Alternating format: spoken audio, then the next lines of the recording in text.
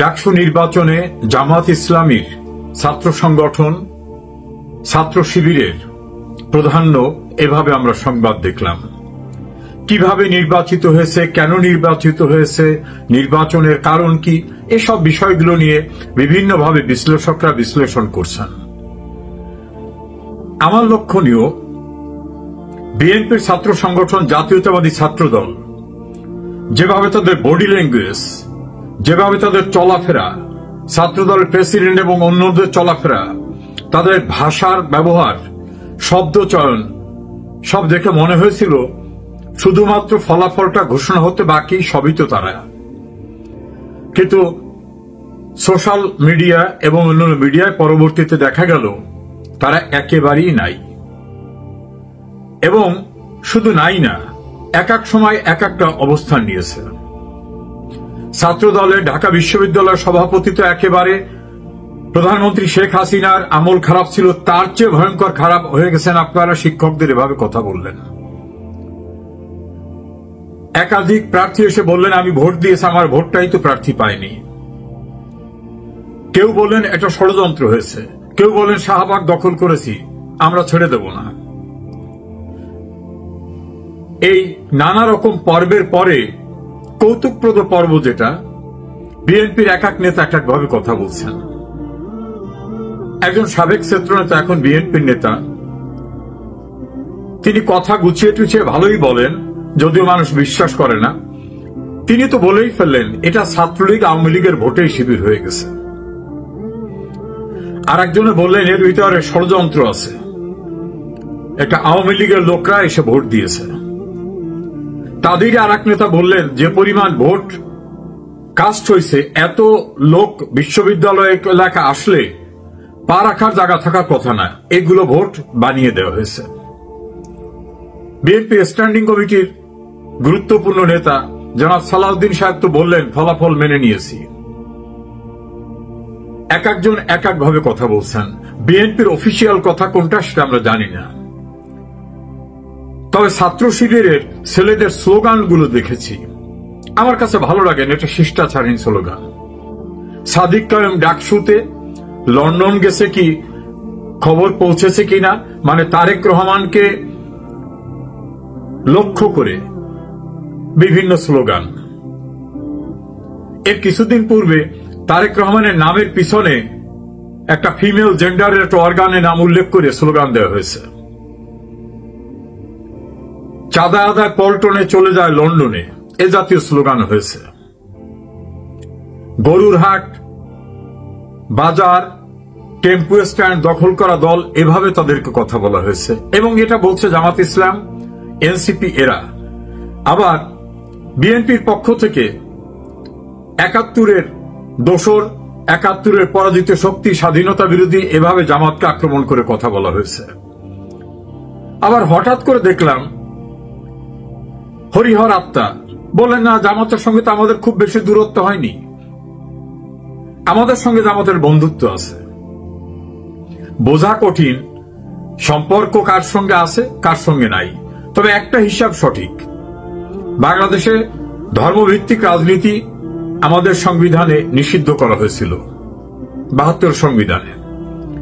জিয়াউর রহমান ক্ষমতা এসে সর্বপ্রথম তার ক্ষমতা দখল করে টিকে থাকার জন্যই ধর্মভিত্তিক রাজনীতিকে অ্যালাউ করেছিলেন সংবিধান সংশোধনের মধ্য দিয়ে, আর্টিকেল 38 সংশোধন করে। তারপরই বাংলাদেশে প্রথম বেনামিতে ধর্মভিত্তিক প্রথম সংগঠন হয় আইডিয়াল ইসলামিক ডেমোক্রেটিক লীগ। এর ধারাবাহিকতায় মুসলিম লীগ, নিজাম ইসলাম, বিভিন্ন রকম দল চলে আসলো, পরবর্তীতে জামাত ইসলাম, নানাভাবে। অর্থাৎ ধর্মভিত্তিক রাজনীতি জিয়াউর রহমান শুরু করলেন এবং ধর্মীয় রাজনীতি করে যারা বিতর্কের ভিতর ছিলেন তাদেরকে তিনি পৃষ্ঠপোষকতা দিলেন। শাহাজিজকে, জয়পুরহাটের আব্দুল আলিমকে, খানে সবুরকে, মশিউর রহমান জাদু মিয়াকে, মাওলানা আব্দুল মান্নানকে, বিভিন্নভাবে রাজনীতিতে ধর্মভিত্তিক রাজনীতি যারা করতেন তাদেরকে তিনি পুনর্বাসন করলেন। এভাবেই বাংলাদেশে শুরু হয়ে গেল।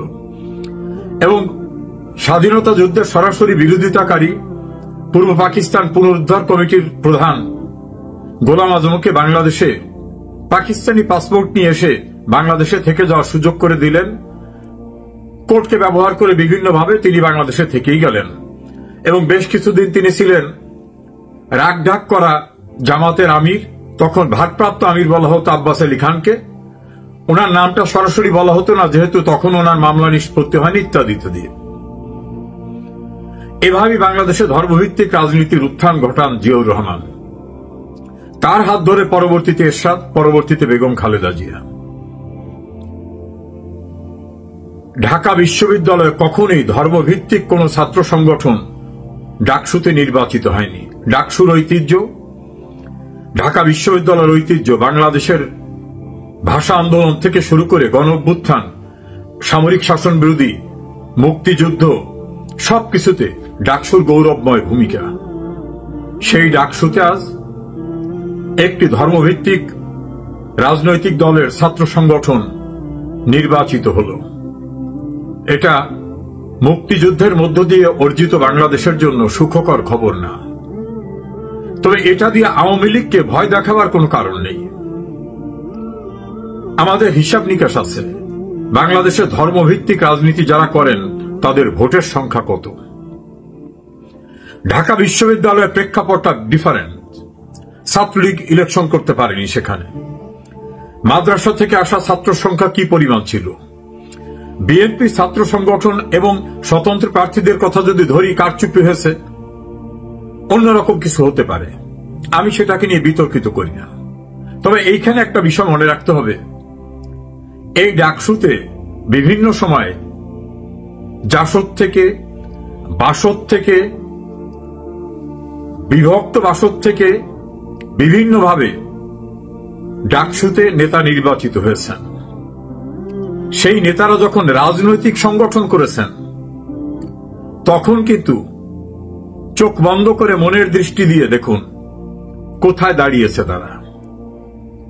রাজনীতিতে কিন্তু ঠাঁই ওভাবে হয়নি। মৃদু মৃদু প্রদীপ জ্বালিয়ে রাখছেন কেউ কেউ বিভিন্ন সংগঠনের নামে। যেমন ডাকসুর ভিপি মাহমুদুর রহমান মান্না আমার ব্যক্তিগত অত্যন্ত আপনজন। তিনি ডাকসুতে ভিপি ছিলেন, চাকসুতে নেতা ছিলেন। ডাকসুর ভিপি ছিলেন আক্তারুজ্জামান, ডাক্তার মোস্তাক, সুলতান মোহাম্মদ মনসুর থেকে শুরু আরো অনেকেই ডাকসুতে বিভিন্ন সময় নির্বাচিত যারা ছোট ছোট সংগঠন থেকে হয়েছেন।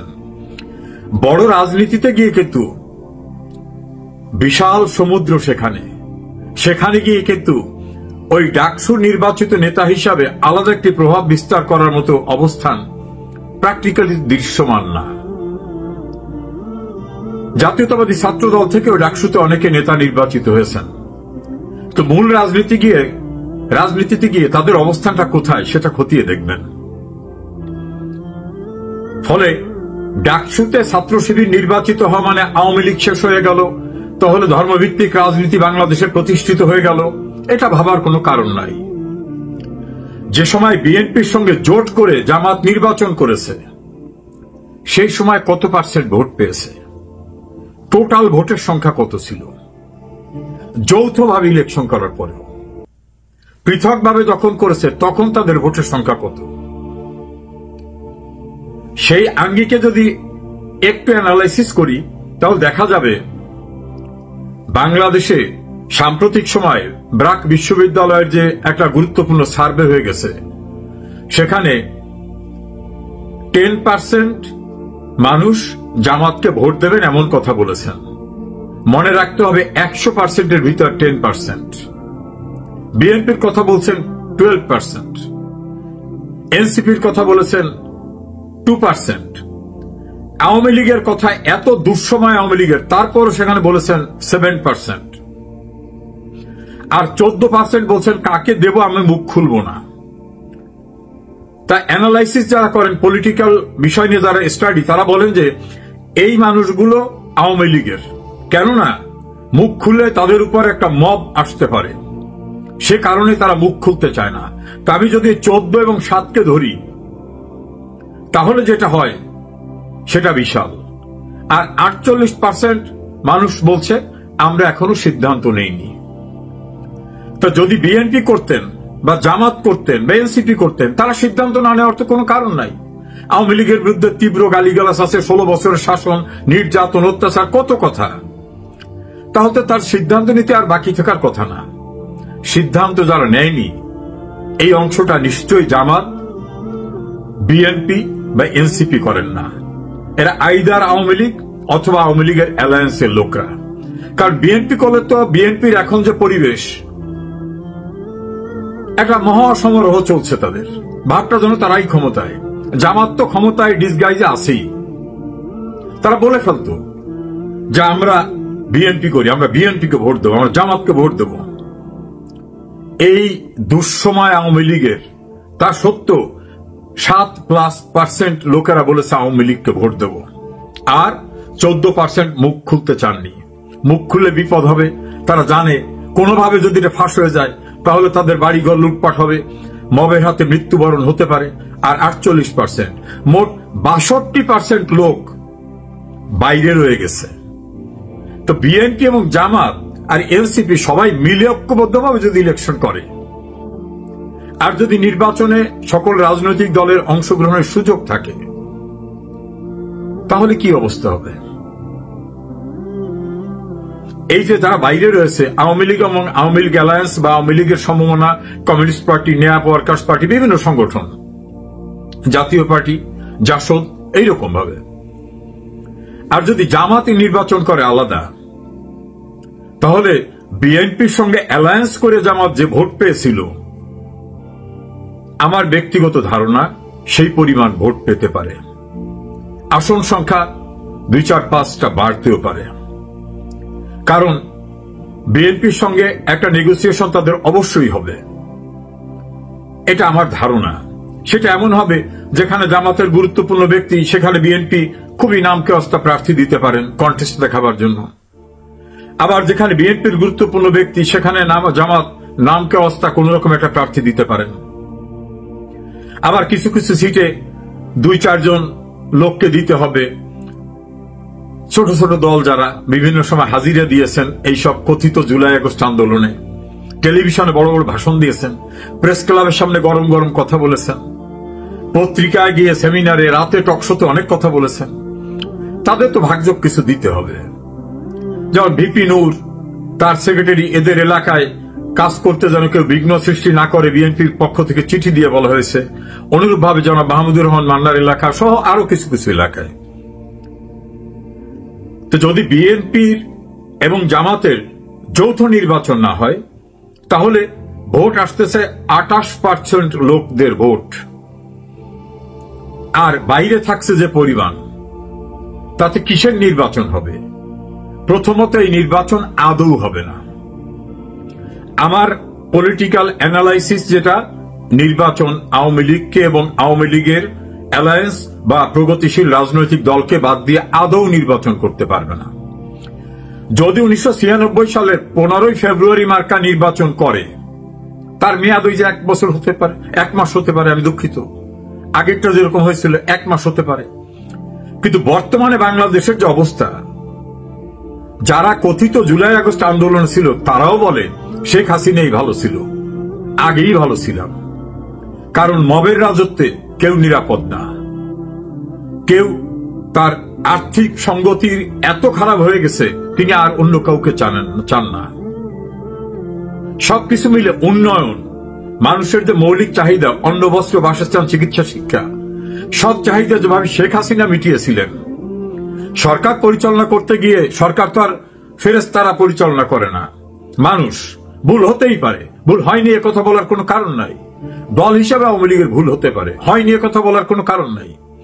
সেই ভুল সব উপচে যাচ্ছে এই সীমাহীন ব্যর্থতা এবং বিএনপি 5 আগস্টের পরে যে মবের রাজত্ব কায়েম করেছিল, যে লুটপাট করেছে, যে চাঁদাবাজি করেছে, রাস্তাঘাটে আওয়ামী লীগের লোকদের ধরে মারধর করা, তাদেরকে পুলিশের হাতে দেওয়ার আগে নির্মম আচরণ করেছে, এই দৃশ্য সামাজিক যোগাযোগ মাধ্যমে ভাইরাল হয়েছে, সবাই দেখেছে। হাটবাজার দখল করা, বাস স্ট্যান্ড দখল করা, আওয়ামী লীগের লোকজনদের ব্যবসা বাণিজ্য দখল করা, বাড়িঘর দখল করা, বাগান দখল করা, মাছের লিজ দখল করা, এ জায়গায় বিএনপি জামাতকে অতিক্রম করে ফেলছে।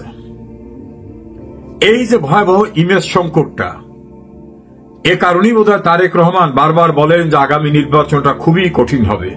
অবশ্য তারেক রহমানের লোকরা মনে করেন যে ক্ষমতায় তো এসেই গেছি, খালি তারেক সাহেব এসে প্রধানমন্ত্রীর আসনে বসে যাবেন, আর কোথাও না। সেটাই।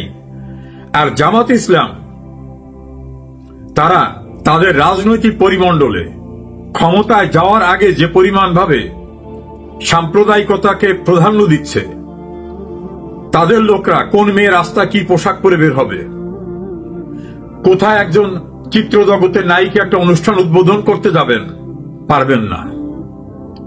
দেখলাম স্লোগান ডাক